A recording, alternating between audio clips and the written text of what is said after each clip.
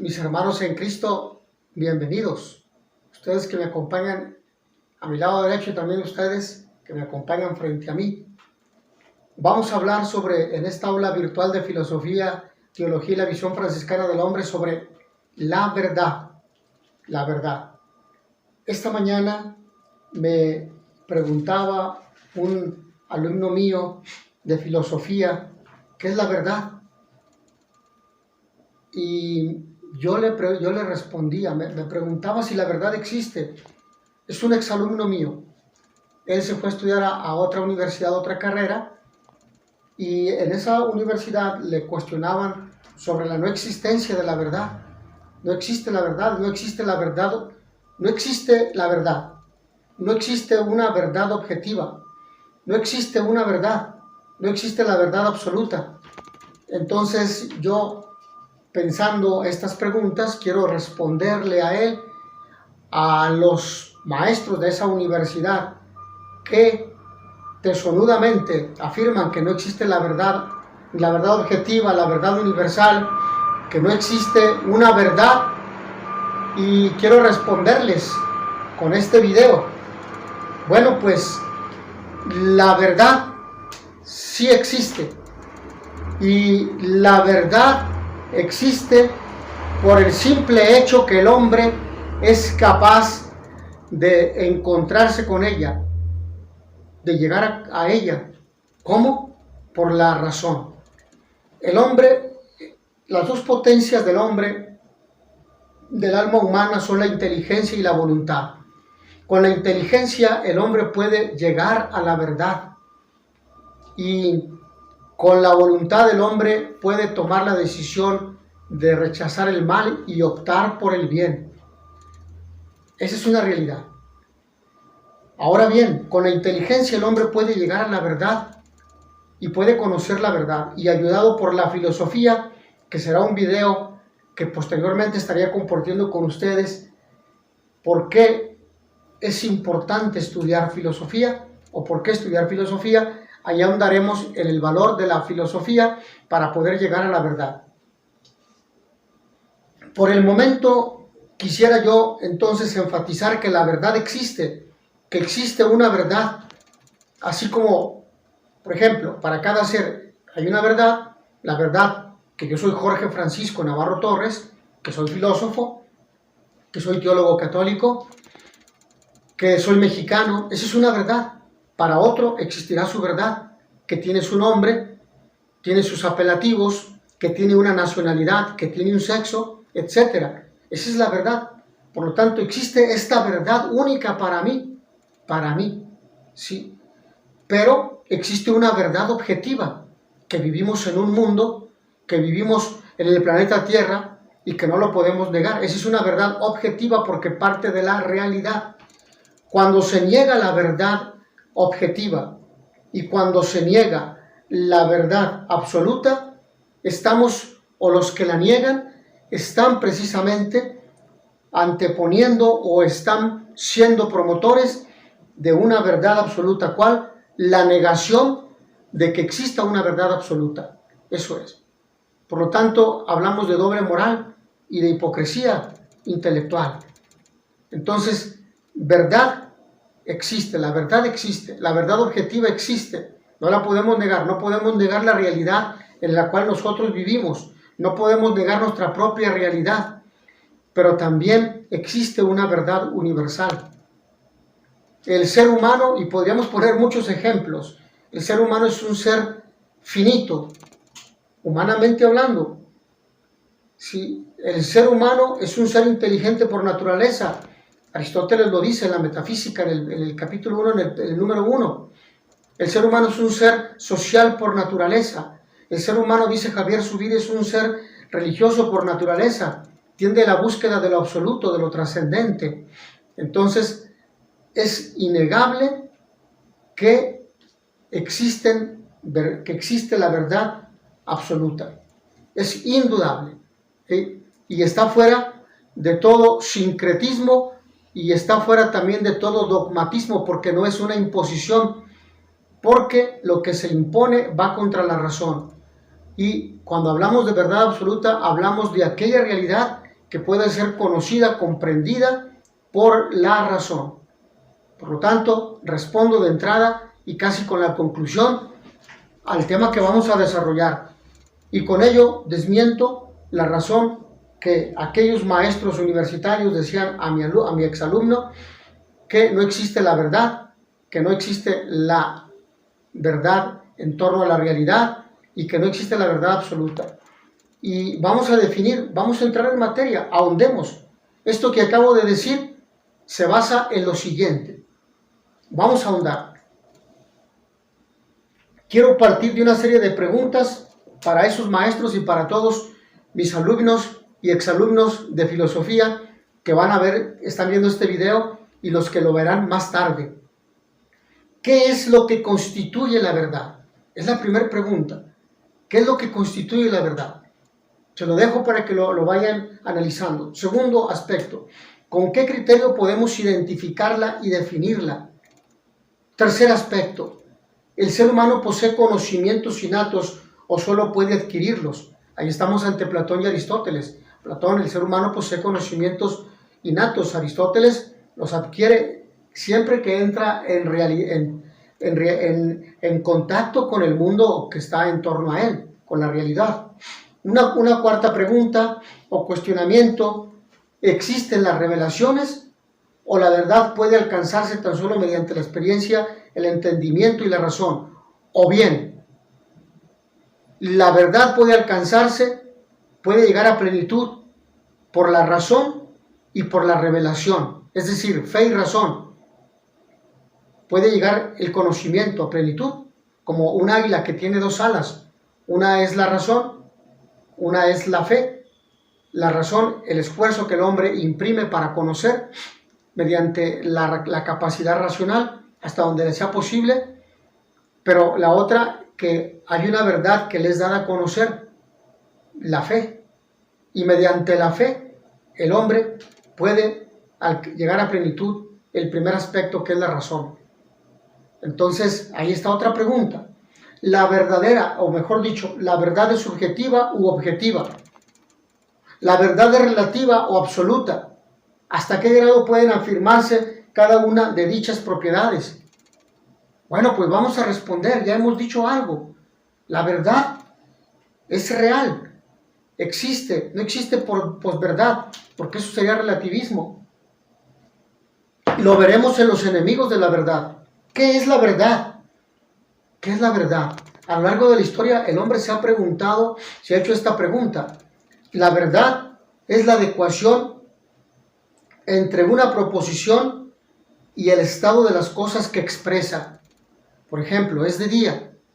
Yo verifico si es de día y si lo que existe en la propuesta expresada por mi razón en forma verbal o escrita coincide con esa realidad, entonces estamos ante una verdad. La proposición, por ejemplo, vayamos a dar otro ejemplo.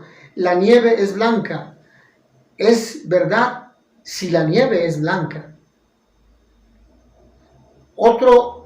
Otra respuesta que nosotros podemos dar al tema de la verdad es la conformidad entre lo que una persona manifiesta y lo que ha experimentado, piensa y siente. Entonces aquí estamos ante la dimensión subjetiva con la experiencia real. Si ambas se relacionan, si existe coincidencia, estamos ante la verdad. ¿Sí? La coincidencia entre una afirmación y los hechos o la realidad a la que dicha afirmación se refiere, o la fidelidad a una idea. Entonces, relación entre intelecto y objeto, entre intelecto y realidad. ¿Sí? Entonces, esta es la verdad. Es también la adecuación del intelecto o pensamiento con la realidad, por lo tanto. Y podríamos añadir, es la búsqueda incansable de compatibilidad y coincidencia entre lenguaje, pensamiento, voluntad, conciencia y acción práctica de los seres humanos con la realidad misma. De tal forma que la realidad no es, como lo dice por ejemplo Kant, la realidad se crea en la mente. No, ese es un error. la realidad yo no la puedo crear en la mente, por más que yo quisiera que estar en el planeta Marte, o en Plutón, o en el Sol. Yo no lo estoy en el planeta Tierra. Por lo tanto, yo parto de mi realidad, en donde estoy. Esa es la realidad y por lo tanto esta es la verdad, ¿sí? Entonces, parte de la realidad misma es lo que hemos de añadir. Ahora bien, la verdad o las ideas que van a adecuarse o que van a relacionarse con la realidad se expresan mediante el uso de la palabra, ¿sí? Y ahí es donde nosotros verificamos cuando escuchamos el comentario, la opinión de los demás o las afirmaciones del otro, si lo que dicen coincide con lo que hacen y con la realidad. Por lo tanto, el uso de la palabra verdad abarca la honestidad, la buena fe, la sinceridad humana en general, ¿no? También el acuerdo de los conocimientos con las cosas que se afirman como realidades, los hechos o la cosa en particular. Por lo tanto, nosotros llegamos así a las propiedades de la verdad. No cualquier cosa es verdad. Si alguien dice, es que mi opinión es la siguiente, es que yo pienso, es que yo considero, es que me parece, bueno, esa es su opinión. Y tenemos que distinguir una afirmación que es verdadera de una opinión. O dicho de otra forma, tenemos que distinguir la verdad de una opinión. Porque una opinión cualquier persona la puede emitir, pero no es una verdad necesariamente. ¿Sí? Entonces, para que esa opinión sea verdadera, tiene que estar en adecuación con la verdad. Es decir, lo que expresa el individuo que surge de su intelecto y que tiene relación con la realidad. Entonces eso es importante. Ahora bien, ¿cuáles son las propiedades de la verdad? Vamos a mencionar 4. Primera, la verdad es una. En la verdad existe unidad. Sí, la verdad es una y existirá una verdad para cada situación, para cada persona. Por lo tanto, cuando hablamos de que la verdad, la primera propiedad, hace referencia a la unidad, decimos que las proposiciones verdaderas forman un solo bloque, sin contradicciones internas, ¿sí? Más adelante, en otro aspecto de la verdad, diremos algo de ello o lo profundizaremos, pero yo me adelanto.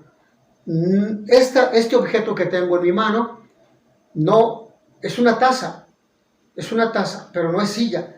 Por lo tanto, no puede ser taza y silla al mismo tiempo, o es taza o es silla, pero la realidad nos dice que es una taza, ¿sí?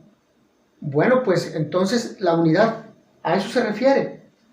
Es una sola verdad. La verdad es una, y la verdad sobre este objeto es que es una taza, y no puede existir contradicción. La verdad por su propia naturaleza, entonces, es una. La verdad es una. Aquí tenemos el principio de no contradicción, porque algo no puede ser verdadero y falso al mismo tiempo. O es verdad, o es verdadero, o es falso. Por lo que no puede haber contradicción también entre fe y razón, porque se complementan. Es otro aspecto que me mencionaba el alumno. Lamentablemente en muchas universidades no católicas se promueve un sistema de pensamiento o una educación atea, marxista, materialista, agnóstica, masona. Es decir, excluir, rechazar todo lo que suene a Dios, a símbolos religiosos, a fe, a sentido trascendente del hombre, lo cual es una fragmentación de la antropología y por lo tanto una fragmentación y exclusión de un elemento esencial de los pueblos de América Latina, particularmente de México. A ver si tenemos por aquí un poco más de agua, por favor. Y particularmente de los pueblos del pueblo mexicano. ¿Por qué? Porque el pueblo mexicano es eminentemente religioso. Desde sus orígenes, desde antes de la llegada de los españoles, el pueblo mexicano buscaba una profecía aquella profecía que le fue anunciada por una de sus divinidades, donde tenía que abandonar la tierra y llegar a la patria prometida, donde en un islote estaría sobre un opal un águila devorando a una serpiente, y ese era el símbolo religioso con el cual se cumplía la profecía para señalar o indicar que ahí era el punto donde se iba a fundar la nueva comunidad, pueblo o nación que iba a ser grande, lo que hoy es México. Entonces, hablamos de un sentido religioso desde antes de la venida de los evangelizadores españoles, porque no debemos, confundir conquista con evangelización. Son dos cosas totalmente diferentes. Lamentablemente muchos autores malintencionados o carentes de conocimiento lo confunden para confundir a la gente. Bueno, no hay ninguna disociación entre fe y razón. Se puede ser perfectamente filósofo y se puede ser perfectamente creyente católico o de otro credo religioso, pero no existe divorcio o disociación entre fe y razón. Se complementan. La fe le permite a la razón profundizar en el conocimiento de aquello que conoce, que sabe, que es limitado.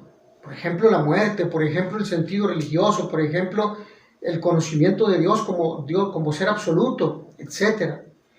Primer punto, la unidad. La verdad es una entonces, y no debe haber sentido de contradicción, ¿sí? Segunda propiedad, la indivisibilidad. Indivisibilidad, la verdad no se puede dividir. Una proporción o es verdadera o es falsa. Ya lo dijimos en la primera propiedad. ¿Sí? No puede ser verdadera y falsa al mismo tiempo. No puede ser sí y no al mismo tiempo. O no hay dualidad. O es verdadera o es falsa. ¿Sí? Pero no hay un término medio entre ambos calificativos, lo cual quiere decir que no se puede dividir la distancia entre la falsedad y la verdad. La adecuación a la realidad o a la realidad es terminante, ¿sí? O no es adecuación. No podemos llegar, decir, pues parece que esto es una taza, no. O es o no es una taza. O es o no es de color blanco, ¿sí?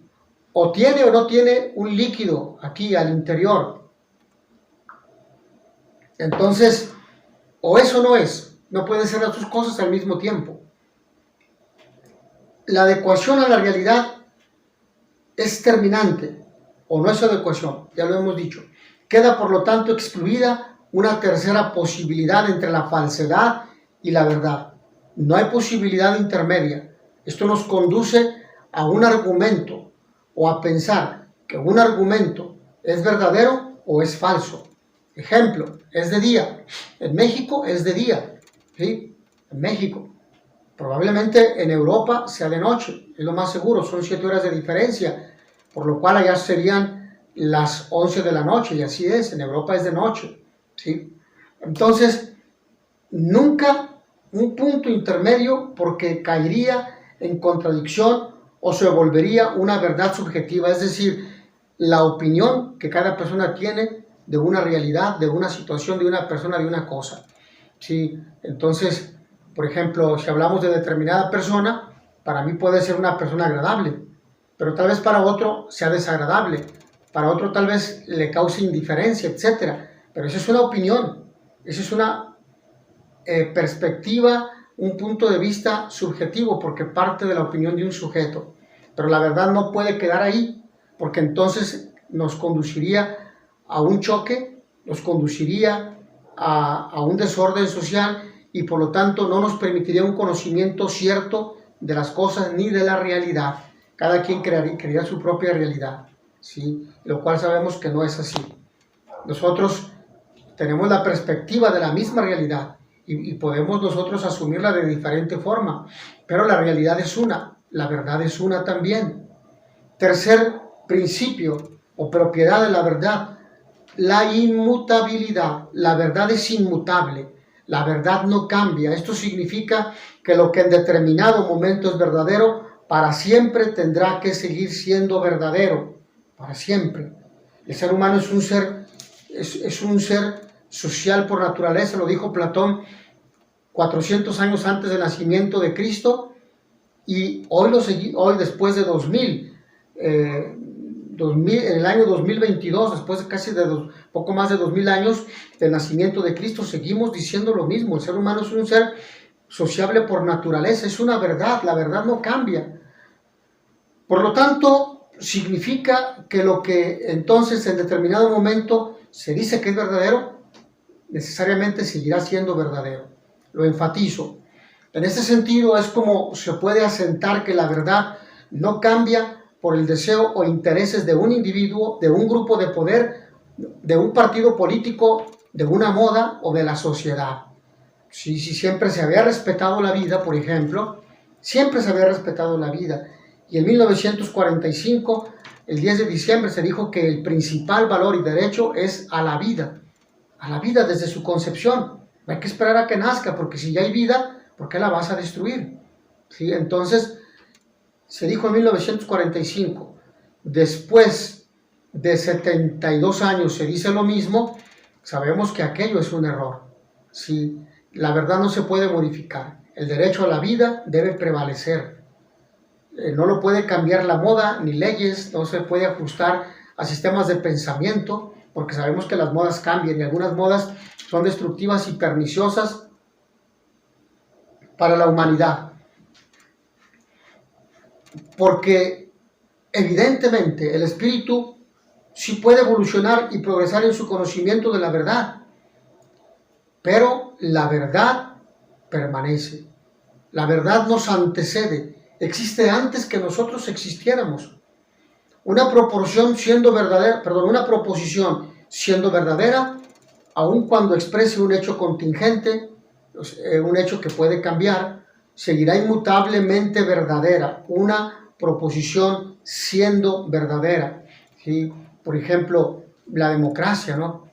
Que la humanidad tenga la posibilidad de elegir a su propio gobierno, aun cuando haya habido un partido político o un candidato que se eligió, pero que durante su gobierno ejerció en forma corrupta,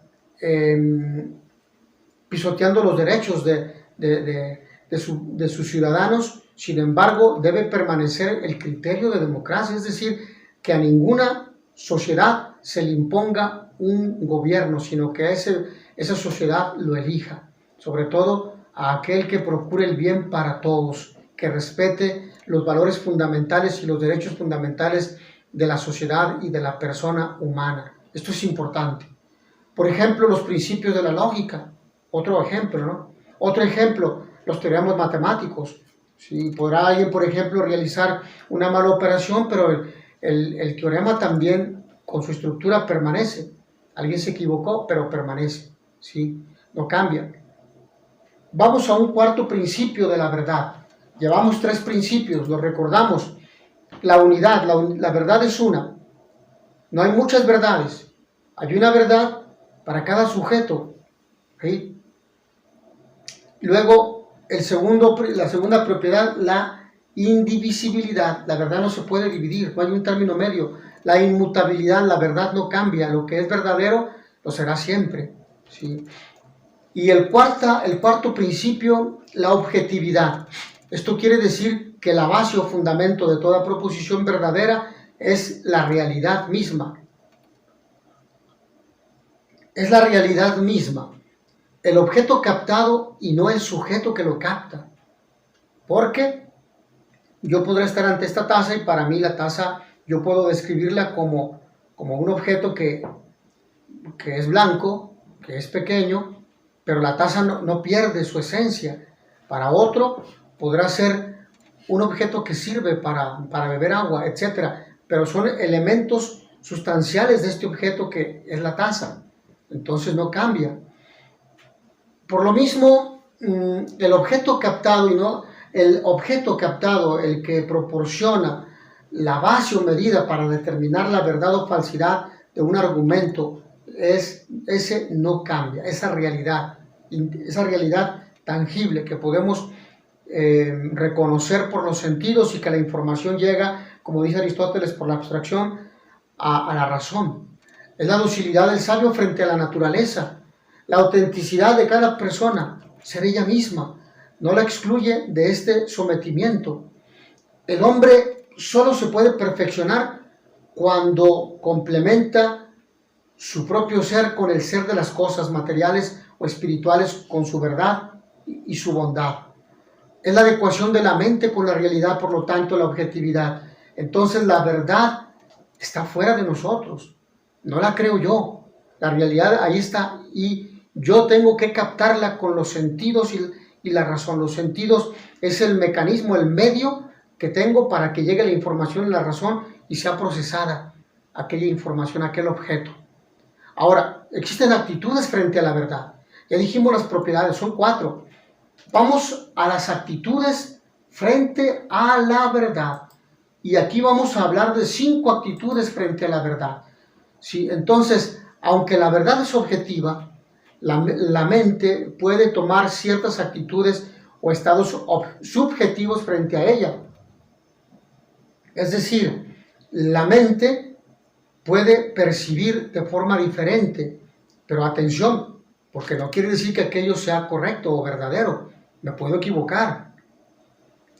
Me dijeron, escuché un comentario, Jorge, irás esta tarde al cine, pero yo iba distraído y no escuché. Y me hablan, Jorge, te estamos esperando en el cine. Perdón, no escuché.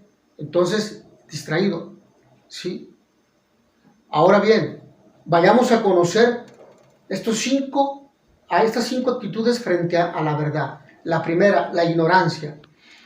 Es la ausencia de conocimiento. Se actúa a veces de una forma porque se tiene desconocimiento de que aquello era erróneo, de que aquello no se debía de hacer. ¿Sí? Por ejemplo, asistí a clases el viernes, pero resulta de que el viernes se dijo que no iba a haber clases, o el jueves, un día antes, o incluso días anteriores, se mencionó que no iba a haber clases, pero como yo no sabía, actué sin conocimiento, por lo tanto, por ignorancia, ignoraba aquella información de que el viernes no habría clases, yo asistí a la escuela y resultó de que estaba cerrado porque no se dijo que no iba a haber clases. Entonces se actúa por ignorancia. Segundo, la duda. Segunda actitud, es la abstención del juicio. ¿Sí? La duda es la abstención del juicio. Prefiero emitir un juicio, decir un punto de vista porque tengo duda. Entonces, mejor me quedo callado. Pero también es la oscilación de la inteligencia ante la afirmación o la negación. Prefiero no decir para no comprometerme. ¿Sí? Entonces, mejor, porque mi mente no sabe si aquello es verdadero o es falso. Tiene la incerteza, aunque más adelante veremos esa actitud. Pero entonces prefiero quedarme, me reservo la opinión. Mejor no emito un juicio de valor. ¿Sí? Entonces tengo duda. Segundo aspecto, tercera actitud. La tercera actitud es la opinión.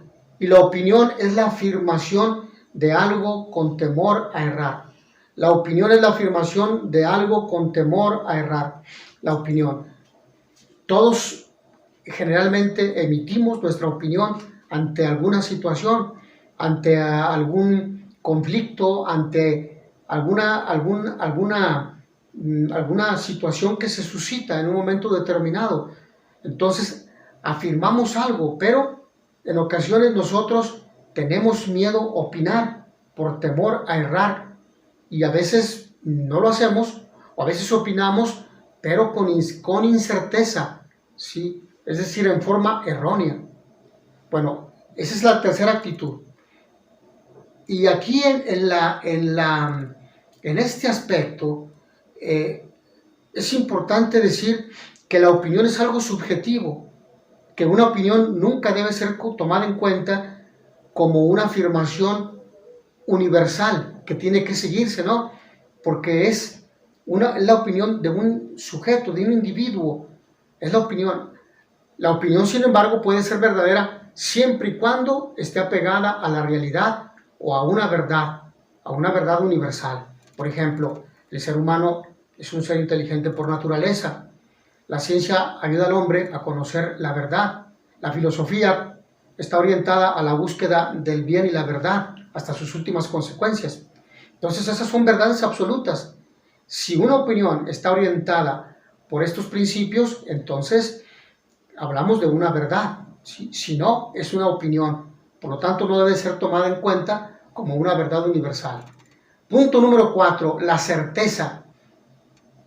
La certeza es la firme adhesión de la mente a un juicio. Por ejemplo, bueno, vayamos a tres aspectos de la certeza. La certeza metafísica se basa en una ley ontológica, no admite excepciones. ¿Sí? Una ley ontológica, es decir, se basa en la esencia de las cosas. Por ejemplo, el ser humano es un ser sociable por naturaleza. El ser humano es un ser bueno por naturaleza. ¿Sí? Lo dice la misma filosofía. Habrá filósofos que piensen lo contrario. Sin embargo, hay filosofías sanas orientadas a la construcción del bien social y de la justicia. La certeza física se basa en una ley natural. Si admite excepciones, aunque de hecho no se den. Es decir, sí admite excepciones, aunque de hecho no se den. La certeza física. La certeza moral se basa en una ley moral que admite excepciones y se dan ordinariamente. La certeza moral. Por ejemplo, el hombre, la conciencia moral, busca el bien de cada individuo y el bien de la sociedad. Pero habrá ocasiones en las cuales el hombre no actúa de esta manera, movido tal vez por ignorancia, tal vez por motivaciones o por pasiones o por falta de un proceso de educación en valores, etc. Bueno, tenemos estos tres aspectos de la certeza. Ahora bien, vayamos a la quinta actitud ante la verdad. Vamos a hablar del error. El error consiste en tomar lo falso como verdadero o viceversa.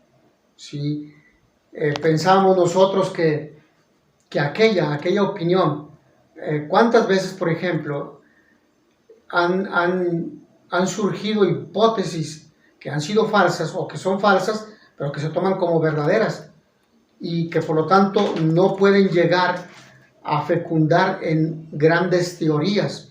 ¿Cuántas teorías tenemos que no han sido nunca comprobadas? Podríamos mencionar muchas, ¿sí?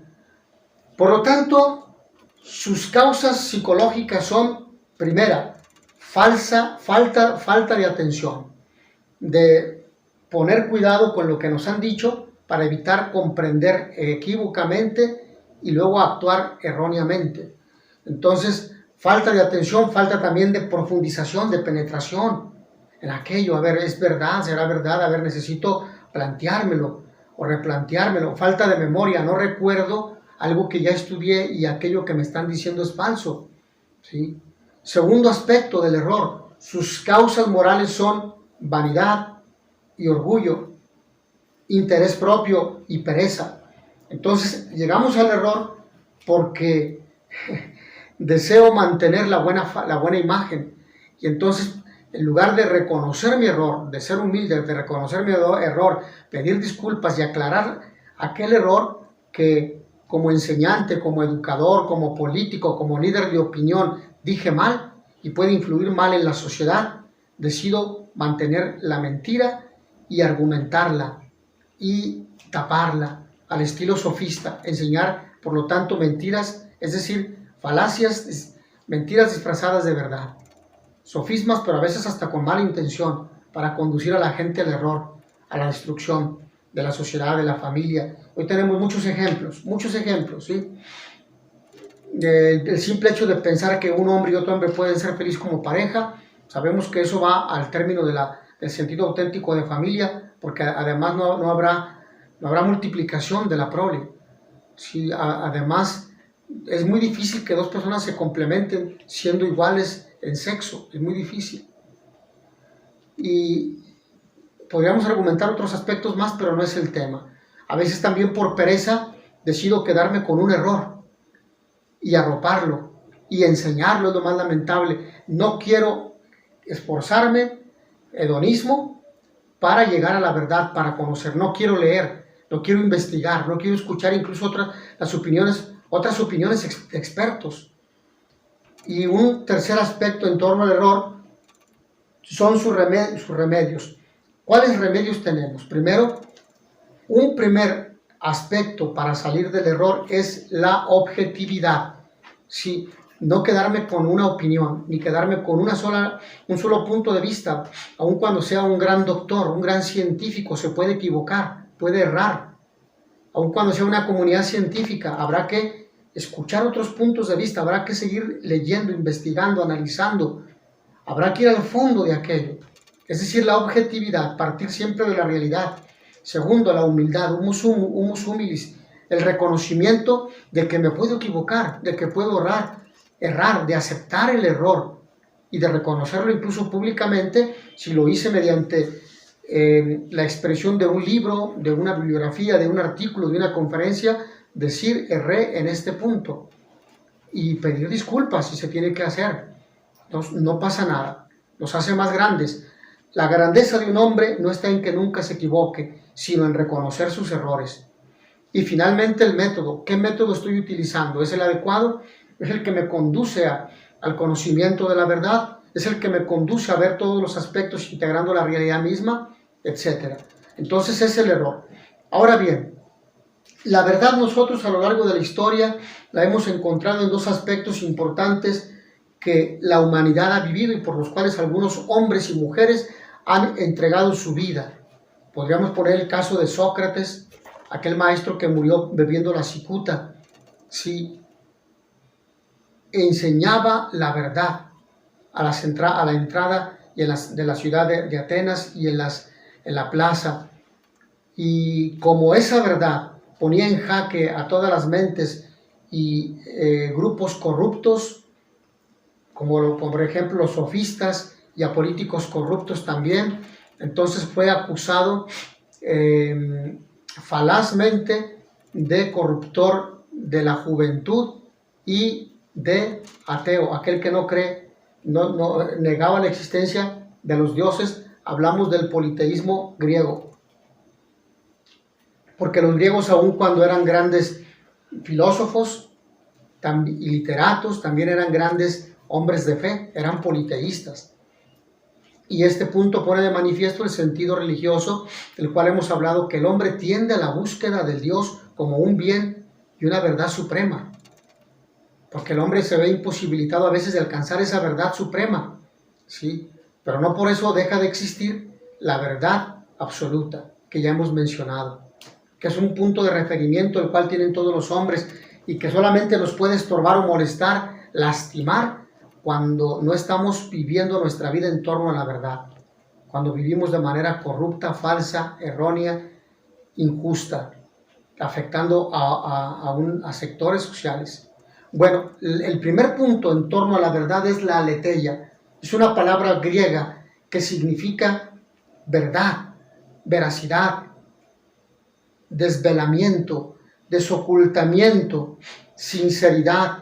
Y esto conduce a descubrir la verdad, que la verdad sea más bien una tarea, una acción que se tiene que vivir. La aletheia. La aletheia es la acción de desvelar, es como correr el velo, algo que estaba oculto, correr el velo para conocer la verdad, ¿sí? Correr el velo para que aparezca lo que está oculto. La corrupción que se estaba cometiendo, los crímenes ocultos, la maldad oculta, esa es la aletheia. Hacer patente lo latente. Se refiere a la sinceridad de los hechos y la realidad. Lo verdadero es lo que se adecúa a la realidad, lo auténtico, un pensamiento, un enfoque, un argumento, una forma de vida, una actitud, honesta o deshonesta, que es desvelada. Y entonces se corre el velo y se conoce la verdad de aquella situación, de aquella persona, de aquel grupo social, de aquel gobierno, de aquel programa político, de aquella política partidista, de aquel partido político, de aquellos servidores públicos, de aquel sistema de salud, de aquel sistema educativo, etc. ¿Está actuando con honestidad o no? Esa es la aletheia, es descubrir si está en torno a la verdad o a la falsedad. La verdad es expansiva, no la podemos retener, esconder, no la podemos dejarla para mí, es decir, hacerla exclusiva, no. La verdad se expande como una bomba que estalla. Así es la verdad, llega a todos. El conocimiento, evidentemente, habrá ocasiones en las cuales existen difamaciones, pero de la misma forma que se emitió una noticia difamatoria, es de la misma manera que se conocerá que aquella noticia fue difamatoria y se conocerá que aquel hombre o aquel grupo era un grupo que estaba actuando en torno al bien, a la verdad. Por lo tanto, la verdad, si es expansiva, quiere comunicarse, va al encuentro de los demás, los interpela, los acusa, les hace sentir mal, porque les exige actuar con rectitud, con honestidad y abandonar sus malas obras, su mala actitud frente a los demás. Esa es la aletheia, es el desvelamiento, el descubrimiento, el desocultamiento. Y esto es realidad, esto tarde o temprano se conocerá. Lo que decía Jesucristo: no se enciende una lámpara para que esté bajo la mesa, bajo la cama o escondida en un cajón. No, hay que sacarla. ¿Para qué? Para que ilumine a todos, para que todos puedan ver lo que existe en aquel entorno. Esa es la aletheia. Se necesita hoy, sí, se necesita, para que ante tantos profetas de mal agüero, ante tantos políticos corruptos, ante tantos sistemas políticos, partidos políticos que van en contra de la dignidad con programas de vida antihumanos, antifraternos, que degradan la dignidad de la persona, sean excluidos de la sociedad. La parresía es el segundo aspecto en torno a la verdad. La parresía viene de la palabra griega, pues, parresía, que se deriva de las raíces pan, todo, y resis, discurso. El significado fundamental de parresía es el de libertad de decirlo todo, todo, no quedarse callado. Esto es lo que ha llevado a la muerte a muchos periodistas, sacerdotes, obispos, catequistas, laicos comprometidos, filósofos, hombres de bien, científicos, etc. Parresía es este derecho de decirlo todo. De aquí las diversas modulaciones de su significado: franqueza, valentía, libertad confiada. El dinamismo del espíritu tiene la capacidad, partiendo de la intimidad y del corazón, de limpiar las relaciones humanas del egoísmo y del miedo alienante a no comprometerse a decir la verdad.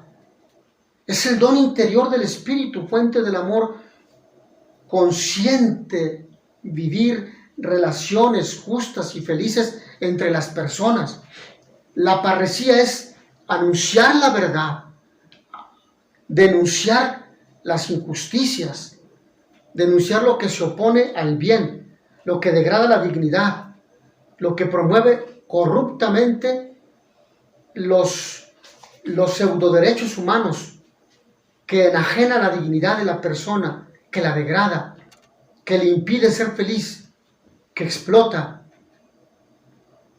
que impide la expresión del pensamiento, la expresión de las ideas, en una sociedad que está siendo estreñida, constricta a vivir apagada, encerrada, a que su voz no se escuche por sistemas de gobierno que niegan la dignidad de la persona y que no promueven los derechos humanos.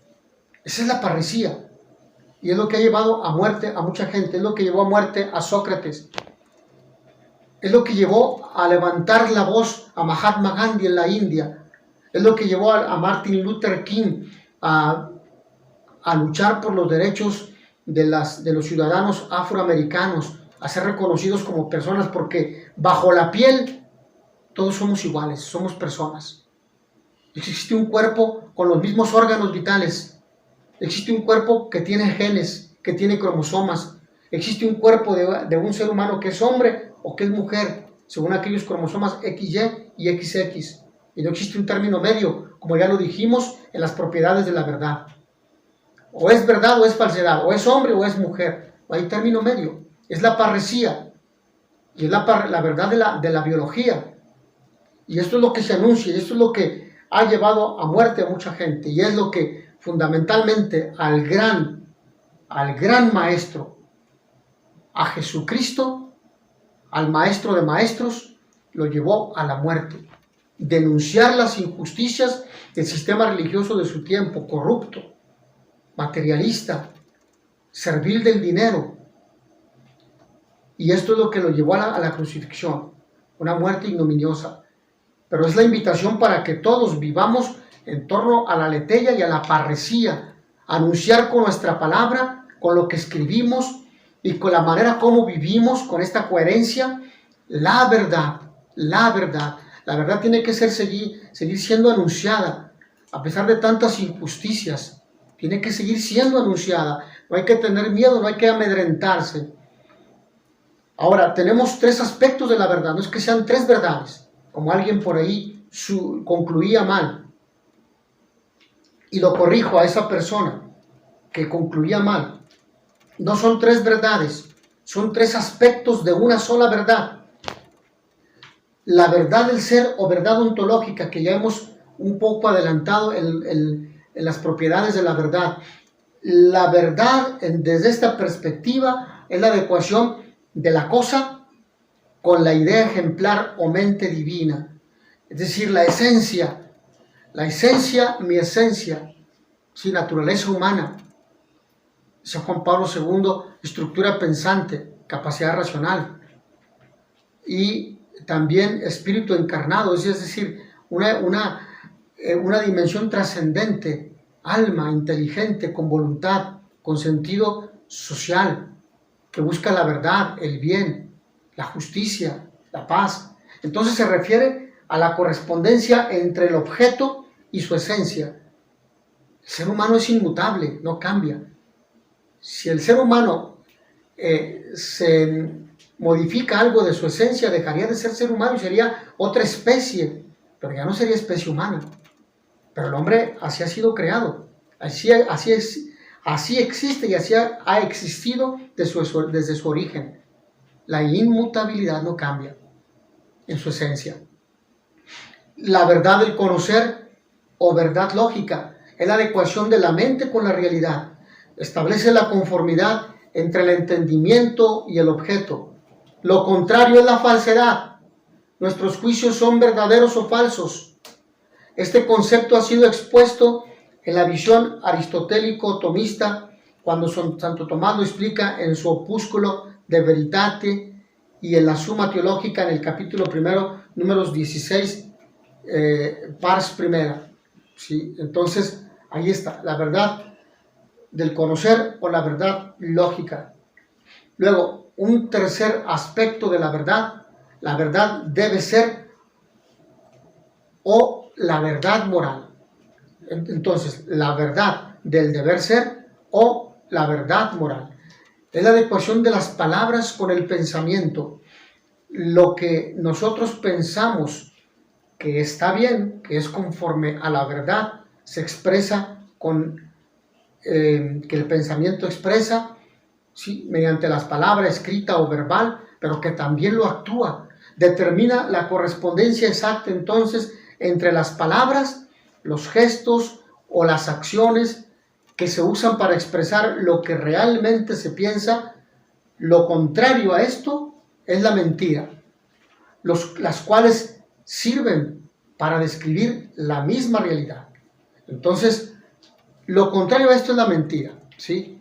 Bueno, esto es importante mencionarlo, pero estos aspectos de la verdad sirven para describir la misma realidad. Asimismo, la palabra es verdadera cuando el hombre realmente expresa su juicio con ella. Y el hombre veraz establece la relación entre lo que dice y la realidad misma. Esto quiere decir entre lo que piensa o siente y lo que manifiesta. Ahora, podríamos añadir lo siguiente. Otras nociones sobre la esencia de la verdad que nosotros podemos estudiar en la filosofía. Vamos a añadir tres. La primera es la visión kantiana e idealista, o Kant y los idealistas. Asientan que la verdad es el acuerdo de los pensamientos consigo mismo o con la ley, con las leyes de la razón. Para que los pensamientos sean verdaderos, basta que haya coherencia entre ellos, que no se destruyan unos a otros. En esta visión se está definiendo, ¿es el pensamiento correcto o no el pensamiento verdadero? Por lo tanto, podría darse el caso con una serie de pensamientos perfectamente hilvanados y coherentemente estructurados, pero sin adecuación con la realidad y por tanto falsos. Para Kant la realidad no está afuera, está aquí y se crea desde la razón. Entonces estamos ante un error, ¿sí? Hay que mencionarlo, hay que decirlo. Hacemos de una vez esa crítica. Otro aspecto que nosotros encontramos es en cuanto a otra esencia sobre la verdad sobre la esencia de la verdad. También encontramos a William James y el pragmatismo, o mejor dicho, antes de William James hemos hablado de Emilio Durkheim y el sociologismo. Emilio Durkheim sostiene que la verdad consiste en el acuerdo de todos los hombres entre sí. Por lo tanto, no tiene tampoco relación con la realidad. Basta que nosotros nos pongamos de acuerdo para que aquello sea verdad. Entonces, es un sociologismo. El consentimiento universal se vuelve la condición y esencia de la verdad. Vean ustedes. Contra esto podemos afirmar que aun cuando la verdad pueda exigir el consentimiento de todo hombre, la recíproca no es verdadera, ¿sí? Entonces, esto quiere decir que podría darse el caso que toda una sociedad o época de la historia estuviera equivocada con respecto a algo, por ejemplo, el geocentrismo, y que la verdad la poseyera un solo hombre en medio de la masa. Por ejemplo, ciertas intuiciones de los genios, pues aquello sería falso, porque la mayoría sostiene algo y por lo tanto aquella premisa o propuesta de la mayoría sería la verdadera porque lo promueve la mayoría, lo cual es un error. Entonces estamos ante el sociologismo de Emilio Durkheim. Finalmente, a esta otra visión de la esencia de la verdad, encontramos como tercer aspecto a William James y el pragmatismo. Aquí estamos ante una visión anglosajona, el pragmatismo anglosajón, y esta sostiene que la verdad reside en el valor práctico de una proposición. Si una teoría tiene éxito en la práctica, entonces podríamos darla como verdadera. Por ejemplo, divide y vencerás. Si dividiendo a una sociedad que estaba unida por valores, un valor determinado, por ejemplo, el de la religiosidad, y si tú fragmentas aquel punto que la unía, enviando sectas protestantes o grupos religiosos ajenos a aquella cultura, y si tú con ello la divides porque la gente deja de aquella religión mayoritaria para incorporarse a aquellos nuevos credos religiosos, por lo tanto, aquello entonces es verdadero, ¿sí? Pero ustedes entonces este engaño es una falacia tremenda. Surge entonces una inversión de conceptos. Es cierto que de la verdad podemos esperar éxito, aplicación práctica, utilidad, etcétera, pero no es ese el constitutivo o esencia de la verdad. De tal manera que una proposición puede seguir siendo verdadera aunque en un momento determinado no sea útil o no produzca éxito alguno. Entonces aquí tenemos un aspecto, ¿no? Un segundo aspecto. Ahora bien, la mayor parte de las verdades las comprobamos de un modo directo frente a la realidad sin esperar ningún éxito en la vida. Aquí está un punto importante, ¿sí? Cuando nosotros, por ejemplo, decimos queremos que todas las escuelas se computaricen, es decir, que haya computadoras, pero si en aquella comunidad donde hay escuelas no hay luz, ¿cómo usted va a poner en práctica aquello? Entonces no puede usted aplicarlo porque no está conforme a la realidad de aquella comunidad, de la escuela de aquella comunidad. Este sería un ejemplo. El pragmatismo puede aplicarse en algunos tipos de verdades, como en la hipótesis, cuya comprobación depende de la experiencia sensible. Pero hay verdades que jamás podrán comprobarse sensiblemente, como son las de la metafísica, las de la ética, por ejemplo, los valores, por ejemplo, las emociones, ¿sí? Por ejemplo, el sentido trascendente. No se procede de esa manera. Y por lo mismo esto nos conduce a algunas perspectivas, a tres perspectivas del pragmatismo de William James. Primera, el pragmatismo ha hecho estragos en la mentalidad moderna. La utilidad y el éxito se han convertido en el criterio último para juzgar la verdad acerca de todo. Esta concepción conduce a un craso utilitarismo de tipo económico. Si se ha de dar mejor trato a los obreros, es porque rinden mejor en el trabajo y aumentan las utilidades del patrón. Si se ha de practicar la religión, es porque así tengo una conciencia más tranquila y feliz. Es decir, estamos siempre en torno a los asegúnes. Esto quiere decir en torno a si me conviene, a los intereses. Si aquello es de mi interés, si aquello me conviene, yo lo aplico. Si yo te aumento el salario siempre y cuando tú aumentes mis ganancias. Yo te concedo más derechos siempre y cuando tú hagas que la empresa adquiera mayor calidad en lo que se produce. Entonces, siempre va sí, pero, digamos, esta parte donde yo te concedo siempre y cuando yo encuentre un beneficio para mí. ¿Qué quiere decir esto? Aquí no importa la persona. Aquí lo que importa es lo que produzca la persona, pero no la persona, ¿sí? Por lo tanto, cuando la persona deje de producir, yo la desecho como si fuera un objeto. Este objeto ya no me es útil, yo lo puedo tirar al cesto de la basura, pero no podemos hacer eso con una persona, porque una persona no es objeto. Estaríamos entrando en la dinámica falsa, errónea e hipócrita de si te necesito siempre y cuando me seas útil a mí. Es el desecho. Y si esto no solamente lo dejamos en la empresa, si lo trasladamos al matrimonio, es lo mismo que sucede entre las parejas. ¿Por qué se separan las parejas? Porque ya no me atraes, porque ya no me eres atractivo o atractiva, etc. ¿Sí? La verdad entonces es buena y por tanto puede esperar un bien para sí o para mí al poseerla, mas la verdad sigue siendo verdad aun cuando no tenga ningún bien o por el momento parezca que perjudica mis intereses personales. El trato a los obreros debe de ser humano, más allá de que produzcan o no. Si el obrero se está esmerando en su trabajo, si es una persona responsable, porque tampoco no debemos dejar de lado aquella parte, ¿no? Una persona que cumple, que sabe el valor que tiene, que sabe que el valor y la fuerza de su trabajo precisamente está en el cumplimiento de su deber. Entonces esto es importante. La persona misma está promoviéndose. Por lo mismo, el trato de los obreros debe de ser humano. Este es un imperativo categórico de la ética y por tanto es independiente de que se obtenga o no mejores utilidades. La religión es una religación con Dios.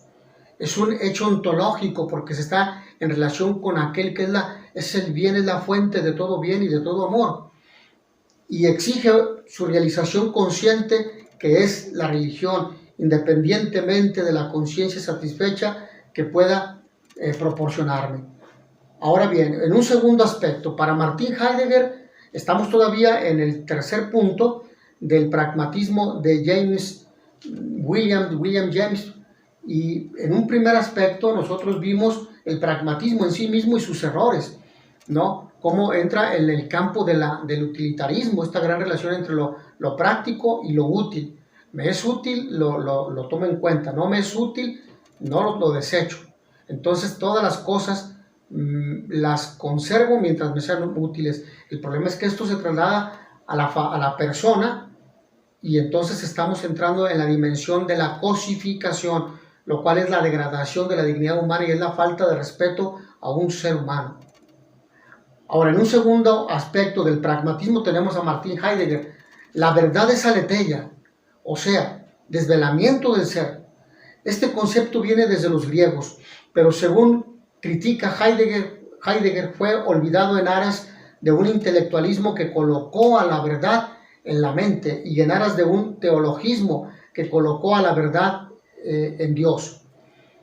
Contra esto podemos decir que, si bien es cierto que la adecuación de la mente con la realidad supone un desvelamiento del ser, este desvelamiento no es la esencia de la verdad, sino su condición previa.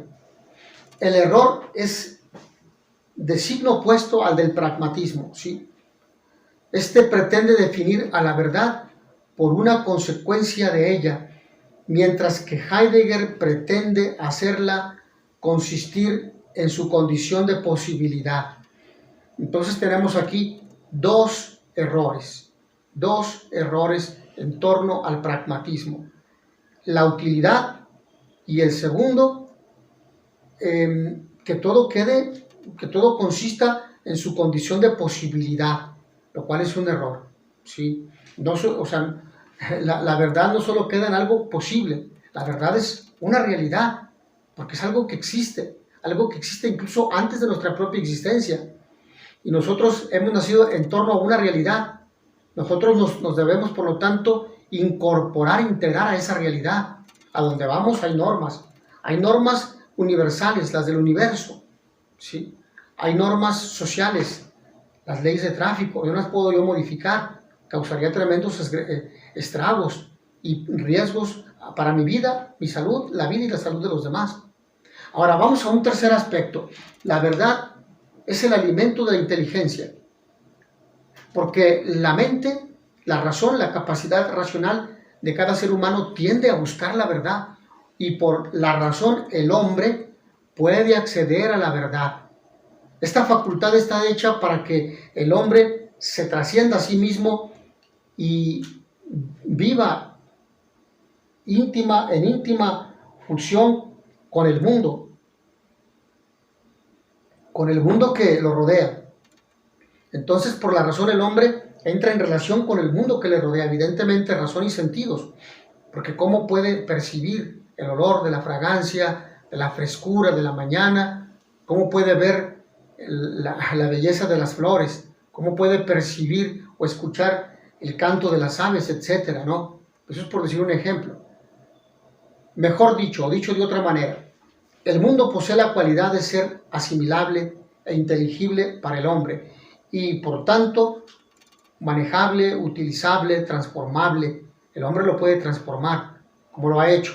Donde no había vida natural, por ejemplo, en los desiertos, el hombre construyó grandes ciudades, construyó mediante sistemas de riego artificial, construyó campos de cultivo, ¿okay? Entonces, solo así se comprende el dicho de los existencialistas al afirmar que el hombre considerado íntegramente es ser en el mundo, pero no abandonado ahí, como el famoso Dasein del anterior pensamiento que acabamos de mencionar, Martin Heidegger, ¿no? El hombre no está abandonado, el hombre no vive solo, el hombre vive en torno a otros seres humanos. Ahora bien, nosotros podemos ser portadores de la verdad, o podemos ser portadores de lo contrario. Podemos acobardarnos al momento de vivir en la verdad, de denunciar lo que se opone a la verdad. Cuando nosotros decimos que algo es verdad, ¿qué tipo de entidad es ese algo? Esto es, ¿qué tipo de entidades son las portadoras de la verdad?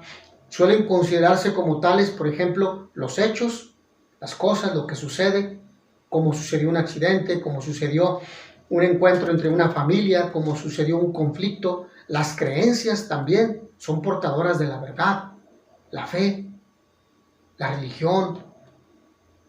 Las oraciones, caso, por ejemplo, es de día, son portadores de una verdad.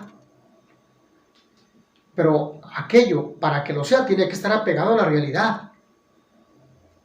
Las proposiciones también, toda proposición que nosotros expresamos. Los que rechazan la posibilidad de un conocimiento verdadero tendrán que rechazar cualquier sentido de verdad que no sea la experiencia en sí misma y para sí mismo, porque buscan su propio interés, ¿sí? Porque buscan negar una realidad para crear una realidad que les favorezca a su enriquecimiento ilícito o al fortalecimiento de un grupo pensado solo para sí en forma egoísta, excluyendo a los demás. Los que rechazan la existencia de entidades mentales tendrán que rechazarla a las creencias como portadores de verdad. ¿Sí? Entonces nada es verdad, nada existe y vamos a negar todo. Los que simpatizan con el nominalismo tendrán que simpatizar con las oraciones caso como portadores de la verdad. Cada cosa tiene un nombre. El nominalismo sabemos que ha sido acusado de traicionar lo bueno. Sin embargo, no siempre es así. Habrá algo bueno en el nominalismo, porque a cada cosa le damos un nombre. Hasta ahí estamos bien. Por eso yo a esto le puedo llamar tasa y puedo definir, puedo incluso mencionar su utilidad. Yo puedo, por ejemplo, yo también mismo llevo un nombre, Jorge. Entonces cada uno lleva un nombre y el nombre va orientado incluso al hacer y al ser. Sembrar la palabra. Y es Jorge de Yes Yeris el que siembra, el que hiere la tierra, el que siembra la palabra. Entonces vean lo que estoy haciendo. Estoy en esta conferencia tratando de elucidar la verdad y compartirla con ustedes para desvelar todas las mentiras y falsedades que a veces se enseñan por algunos maestros, lamentablemente, que son pagados para ello, o que por ignorancia enseñan errores. Los que rechazan la existencia de entidades abstractas tenderán a rechazar las proposiciones como portadoras de verdad, ¿sí? Una proposición categomática. El ser humano es inteligente por naturaleza. Entonces, el ser humano es inteligente por naturaleza. Ahí tenemos algo que puede ser abstracto, porque hay que explicar en qué consiste la inteligencia. Eso es importante. Ahora bien, los que valoran la verdad moral sobre la mentira tienden a considerar la verdad como ejercicio de virtudes tales como la fidelidad, la honestidad, la sinceridad, el decir, etc. Una persona es veraz en cuanto que muestra su autenticidad en la coherencia de su modo de existir en el mundo, lo que habla, lo que piensa, lo que habla o escribe, en concordancia en la manera como actúa y se relaciona con los demás. Y esto pues conduce a establecer aquel principio de interpretación histórica cultural. ¿Cómo vive los valores de su cultura? ¿Respeta los valores de su cultura o los quiere cambiar, como han hecho en muchas naciones lamentablemente a lo largo de la historia? Siendo países eminentemente religiosos, quieren hacerlos estados laicos, es decir, sin fe, sin religión, traicionando su cultura, traicionando uno de los rasgos fundamentales de la persona, la creencia, su religiosidad. Cuando hablamos de cosas, de realidades, hablamos fundamentalmente de ontología, el ser, la esencia de las cosas, y nuestro criterio deberá ser la verdad ontológica. Cuando hablamos de proposiciones, hablamos fundamentalmente de lógica, y nuestro criterio deberá de ser la verdad formal.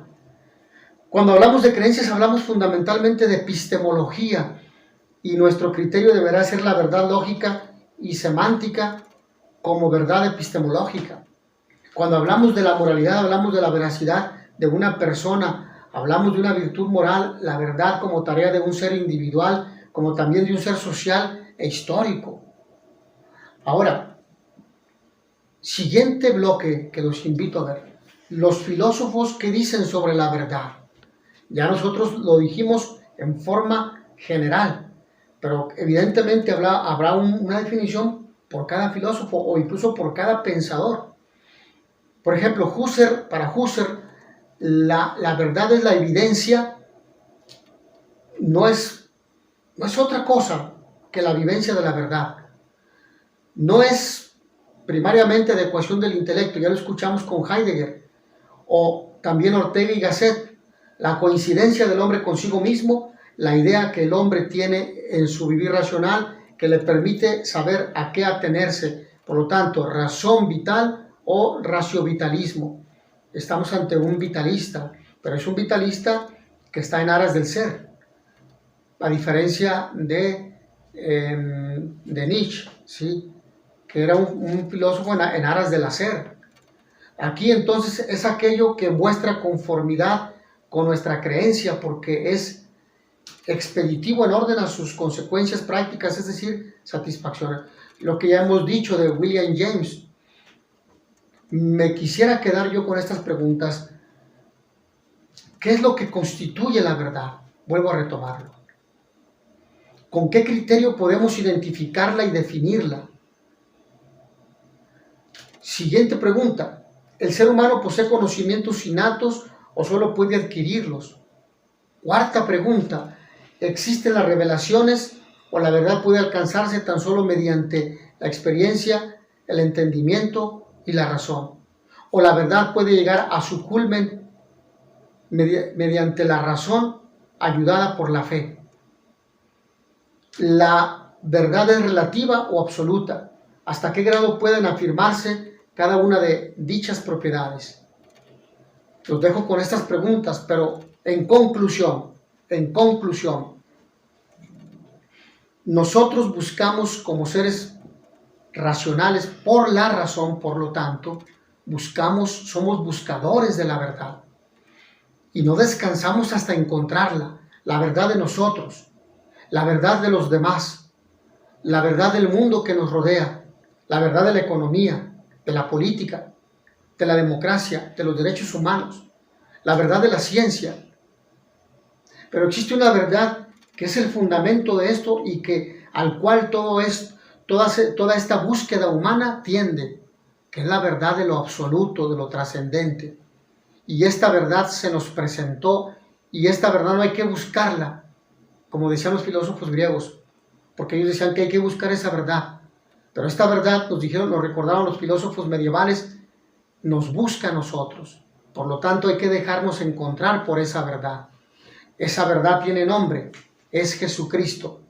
El mismo, en el Evangelio de San Juan, en el capítulo 14, versículo 6, se presenta y dice: yo soy el camino, yo soy la verdad y yo soy la vida.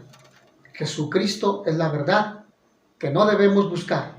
Es la verdad por la cual ustedes y yo debemos dejarnos encontrar. Apreciables hermanos, les agradezco su amable atención. Nos vemos en la siguiente sesión.